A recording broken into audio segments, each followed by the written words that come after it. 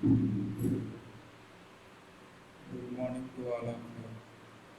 आप IT system के first unit में के फर्स्ट लेक्चर में आपने जो पढ़े थे वो कंपोनेंट्स ऑफ द कंप्यूटर के बारे में पढ़े थे। कंपोनेंट्स ऑफ द कंप्यूटर में आपका हो गया मॉनिटर, माउस, सीपीयू, यूपीएस के अंदर के पार्ट्स के बारे में पढ़े थे। उसके बाद मेमोरी को फिर पढ़े थे कि दो टाइप का होता है, प्राइमरी मेमोरी और सेकेंडरी मेमोरी। फिर प्राइमरी मेमोरी को पढ़े थे कि दो टाइप का होता है, रैम और रोम।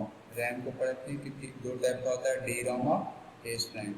रोम के बारे में पढ़े थे कि पी रोम, ईपी रोम, डब्ल्यूपी रोम। ठीक है।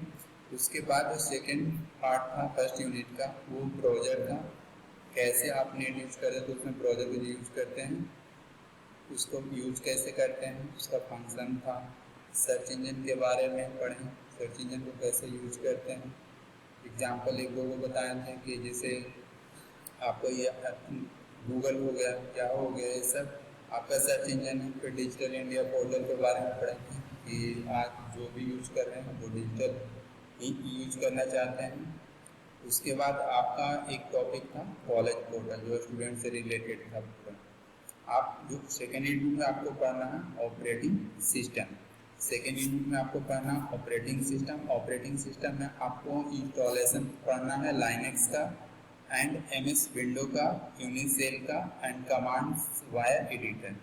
सबसे पहले हम लोग ऑपरेटिंग सिस्टम के बारे में जानना चाहते हैं कि ऑपरेटिंग सिस्टम में सबसे पहले आप जो कंप्यूटर यूज करते थे, कंप्यूटर यूज करते थे तो उस समय आपका ऑपरेटिंग सिस्टम जो यूज करते थे वो काफ़ी स्लो होता था, क्योंकि उस समय जो हम यूज करते थे वो विंडो 98 यूज करते थे, विंडो एमी यूज करते थे, विंडो 2000 यूज करते थे। उसके बाद जैसे जैसे टेक्नोलॉजी डेवलप किया तो क्या हुआ कि विंडो डेवलप करते गया, और जैसे डेवलप किया तो उसकी कैपेसिटी और स्पीड दोनों क्या हो गया, अच्छा हो गया, पहले से बेहतर हो गया। तो हम लोग क्या किए कि विंडो 2000 के बाद जो आया विंडो एक्सपी आया, फिर विंडो विस्टा आया, विंडो 7 आया, विंडो 8 आया और विंडो 10 आया। तो इतना सारा हम लोग क्या किए, विंडो को यूज किया। और इसमें कुछ सब में कुछ न कुछ डिफरेंस था।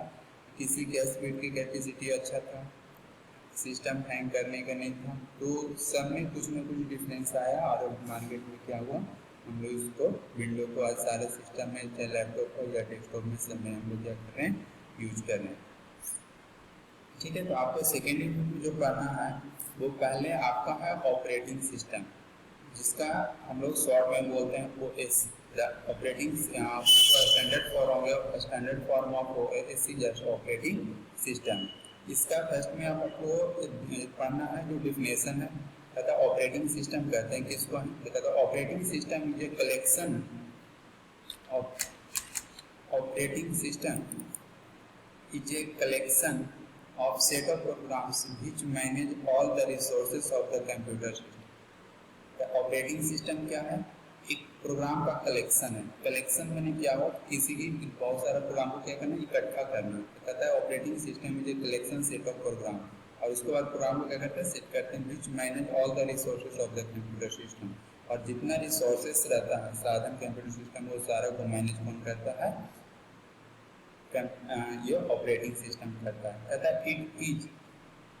It is the intermediate. और उसके बाद आप लोग का है it is the intermediated between the user and hardware.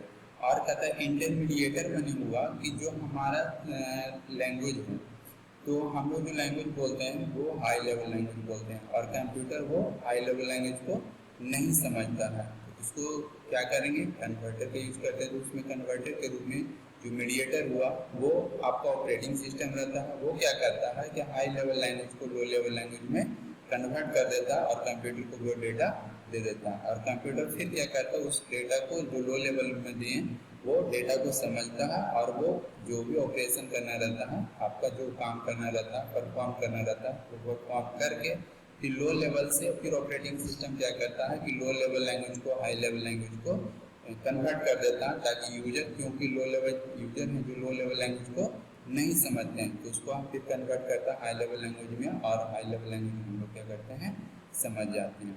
ठीक है। तो आपका इसका जो ऑपरेटिंग सिस्टम का जो एग्जांपल हुआ, जो आपको पहले भी बता चुके थे कि जैसे विंडोज 7 है, 8 है, 10 है, एक्सपी है, विस्टा है, एमी है, ये सारा आपका एग्जांपल हो गया ऑपरेटिंग सिस्टम को। तो उसके बाद हम लोग को जो पढ़ना है वो कैरेक्टरिस्टिक्स। कैरेक्टरिस्टिक्स में सबसे पहले जो हम लोग पढ़ेंगे शेड्यूलिंग। शेड्यूलिंग में क्या होता है कि जो भी हम लोग जैसे पढ़ने का कोई शेड्यूल बनाते हैं या खेलने का कुछ शेड्यूल बनाते हैं, तो ये कंप्यूटर है जो भी परफॉर्म करता है, तो उसको किस तरह से हम लोग को शेड्यूल बनाना चाहिए और वो उसमें अरेंजमेंट करना चाहिए, कंट्रोलिंग करना चाहिए, ये सब के बारे में हम लोग ऑपरेटिंग सिस्टम है जो शेड्यूलिंग का काम करता है। सेकेंड पॉइंट है मेमोरी मैनेजमेंट। मेमोरी मैनेजमेंट में आपका मेमोरी में आप पहले फर्स्ट यूनिट में पढ़े थे कि मेमोरी है जो दो टाइप का होता है, रैम और रोम। तो उसमें आप जो मेमोरी में यूज कर रहे हैं तो वो किस में जाना चाहिए, मेमोरी मैनेजमेंट में ऑपरेटिंग सिस्टम का ये काम है। तो वो मेमोरी मैनेजमेंट में देखा कि किस में परमानेंट के लिए रहेगा, टेम्प्रेरी के लिए रहेगा। जिससे पढ़े थे आप लोग फर्स्ट टाइम में यूनिट में कि कुछ होता है जो टेम्प्रेरी मेमोरी होता है, कुछ परमानेंट होता है। तो मेमोरी मैनेजमेंट वही होता है कि वो चेक कर अपने तरह से ऑपरेटिंग सिस्टम, जैसे आप यूजर हैं तो यूजर आप जैसे फंक्शन दीजिएगा उसी तरह से क्या करेगा, मेमोरी को वो मैनेजमेंट करेगा। और वो हम नहीं करेंगे, हम सिर्फ कमांड ही यूजर ही देता है और उसका जो पूरा ऑपरेशन करेंगे, जो भी फंक्शन रहेगा वो कौन करेगा, ऑपरेटिंग सिस्टम करेगा। उसके बाद है सिक्रेटरी। तीसरा पॉइंट है सिक्रेटरी में आपका, जैसे आप चाहते हैं कि हर कोई की जो भी मेरे पास जो डेटा है वो क्या होना चाहिए, सेफ होना चाहिए, ताकि डेटा को मेरा क्या हो, कोई यूज ना कर ले। तो आप जो भी सिक्योरिटी डालते हैं, मतलब पासवर्ड डालते हैं, जैसे मोबाइल फ़ोन में आप देखते हैं कि फेस लॉक होता है, फिर आपका पासवर्ड में 1 2 3 4 वाला जो रहता है, फिर ड्राइंग वाला रहता है। तो और इसके अलावा जो आपका उसी तरह से सिस्टम में है कि आपको जो पासवर्ड रहता है जो देते हैं वो अपने किस लिए देते हैं, अपना सेफ्टी के लिए देते हैं। तो सिस्टम में सिस्टम में चाहे लैपटॉप हो या डेस्कटॉप हो, दोनों में हम लोग क्या करते हैं कि अपना सिक्योरिटी जो पासवर्ड दे देते हैं, ताकि वो जो भी डेटा हो वो पर्सनली हम ही यूज कर पाएँ, दूसरे नहीं यूज। जब तक आप किसी यूजर को दूसरे यूजर को नहीं बताएंगे अपना पासवर्ड, दूसरा यूजर आपको क्या करेगा, डेटा को नहीं यूज कर पाएंगे। तो इस तरह से आप क्या होंगे, सेफ होंगे। चौथा पॉइंट है interact with different software. Interact with different software माने आप डिफरेंट सॉफ्टवेयर को यूज करते हैं, तो आप एक दूसरे से क्या होंगे, इंटरकनेक्टेड। इंटरैक्ट करेंगे मतलब आप उसके बारे में जानेंगे कि डिफरेंट सॉफ्टवेयर यूज करें तो एक दूसरे से क्या उससे बेनिफिट है, उससे कितना स्पीड है, उसकी कैपेसिटी क्या है हैंडलिंग करने का। तो ये इसीलिए कहा जाता है कि डिफरेंट सॉफ्टवेयर को आप एक ही सिस्टम में क्या कर सकते हैं, यूज कर सकते हैं। Device management. डिवाइस मैनेजमेंट में आपका हो गया कि आप जो भी मैनेजमेंट का काम करेंगे, डिवाइस में हो गया, एक्सटर्नल डिवाइस की बात करते हैं, चाहे स्टोरेज डिवाइस की बात करें या प्रिंटर हो गया या अदर पेरिफेरल डिवाइस हो गया। अदर पेरिफेरल डिवाइस में आपका सारा आ गया। तो ये सब जो सारा मैनेजमेंट का जो काम करता है वो ऑपरेटिंग सिस्टम करता है, और उसमें ये काम जो होता है डिवाइस मैनेजमेंट करता है। आपका लास्ट पॉइंट है फिर आपका फाइल मैनेजमेंट।